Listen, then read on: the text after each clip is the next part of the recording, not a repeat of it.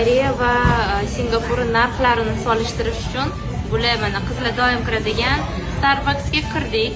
3 ta pirojnoye oldik, 2 ta kofe, bitta choy. Qanaqa bo'ldi? Kofelari yoqmadi, mana ichida qolib ketdi. Starbucks hamma brendi bir xil bo'ladi, ta'mi zo'r bo'ladi, tushungandik. Chunki Yevropaga ham borganda, Atlanta Starbucksga kirganimizda ta'mi baribir ham o'xshaydi, bu yerda sut. Qolib kofeni bir marta qo'shtirib beringlar deb aytib keldik. Narxlari-chi, qancha farq qilar ekan? Mana Koreyada masalan bu $4.5 tursa, katta razmeri bu $4. Ha, 2 barobar qimmat. Faqat bu chiqarib olinglar. Singapur dunyodagi eng qimmat davlat ekan. Rostdan shunaqa не стоит ba'zi narsalar. Lekin yeb qo'ydik.